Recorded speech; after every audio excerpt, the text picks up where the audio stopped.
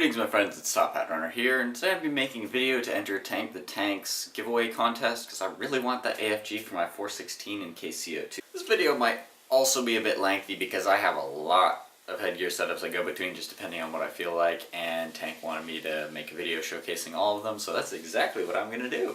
Anyway, on to my headgear that I usually wear.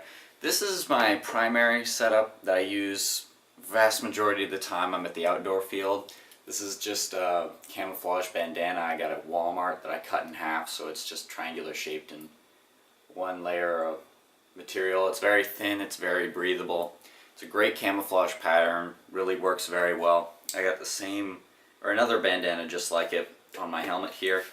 My helmet's actually green, but just got some fabric tied to it.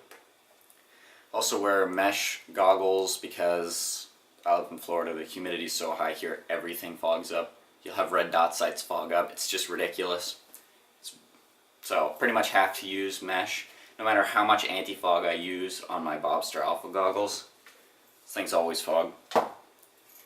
Also got my little Top Hat Runner symbol here, glued to my goggles, so it's pretty cool.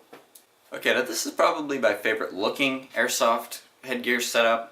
You'll see this a lot in pictures I use as outros for like my airsoft videos, and I used to use it a lot in channel backgrounds.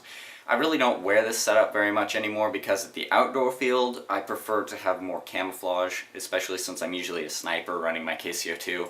I really have to rely a lot on people not being able to see me, so that's why I often wear the headgear setup I showed at the beginning of the video instead of this. And at the indoor field this really isn't a good option to wear because the indoor field's already very dark, so tinted goggles, they just don't work very well.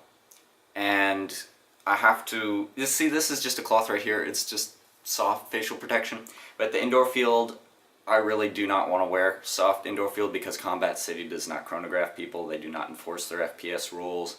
Last time I was, if you complain to the ref about someone shooting over the FPS limits, actually, you know what, I didn't even see a chronograph out there, so I don't know if they could do anything. But anyway, people aren't asked to chrono the guns, which is a big safety hazard, and I don't want to lose my teeth because someone can't follow the rules, so I always wear solid face protection. I still like this setup a lot, I think it looks pretty cool, but I just don't run it very often anymore. And I've also got a balaclava, I really have no idea how that's supposed to be pronounced, but I've also got one of those I can wear instead of the cloth mesh things. This is actually like a mesh cloth.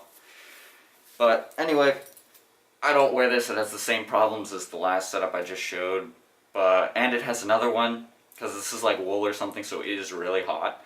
But if I ever get into making like short action films, like I'd really like to do sometime, but I have to get some ideas and some people, some actors, and just get around to doing it.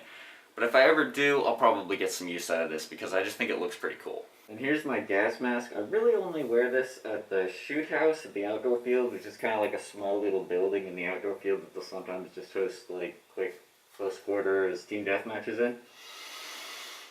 And the reason I only wear it in that is because it's a small building and you really don't sprint around very much or move around very fast, so you don't really have to worry about the fact that the mask really isn't all that breathable because it is a gas mask. Because if you try and wear it at like the outdoor or indoor field, when you start sprinting around, it kind of makes it hard to breathe as much as you'd like to.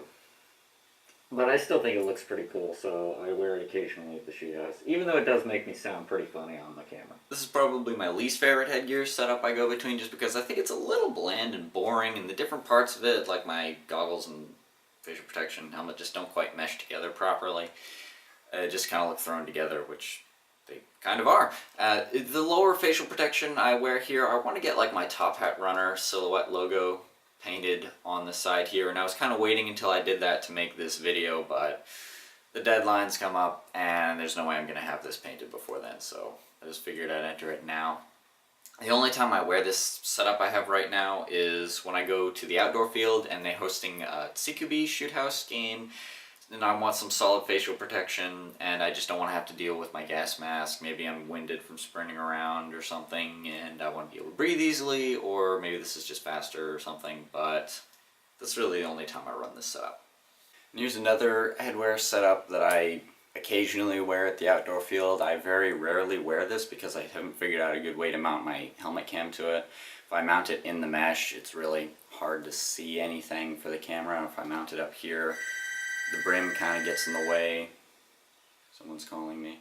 The nice thing about this hat though is it makes for very good camouflage because it kind of breaks up the shape of the human head a bit, so that if someone far away is kind of scanning the scenery for a target, it's more likely for them to just scan right past you because you don't quite have the shape of a human head. Just not quite. It's just enough of a difference so that you have that little bit of camouflage advantage. So I really like this hat, but I just don't wear it very often because I haven't figured out a way to mount my camera to it. I also usually take these shotgun shells out when I actually play, but I think they look kind of cool, so whatever. And this is the setup I run most often nowadays at the indoor field, because when I go to the indoor field I like dressing up as Scout from Team Fortress 2. I'll still get some people who think I'm Cutie Pie, which is a pony, which I have absolutely no understanding whatsoever of how you could think I'm a pony when I dress like this, but whatever, you know, to each his own. Anyway, yeah, this is my Scout fit. I like to dress up as Scout when I go to the indoor field, which I've already said, because, you know, camouflage, as long as you're not wearing bright colors, you know, like this is a dark red, but this is actually really good camouflage for plywood, I'm just saying, but in the indoor field, you know, woodland camouflage is not necessary. In fact, it's completely pointless. If anything, it's a bad thing because, you know, the green, you're in a building, it's nothing but just plywood and buildingness, so, you know, it really doesn't help. So, why not dress up as Scout? I think it's pretty hilarious. It kind of fits my play style when I airsoft at the CQB field anyway, considering I run around a lot really fast. And I kind of like using pistols too. I would love to have like a scattergun or something to airsoft with, but there's no good airsoft shotguns that I know of, so I just use my 416 or Type 97 or ATP or M93R or something. That was English, by the way. So, I guess that's pretty much it for the video. I hope you all like my headgear setups, and take care.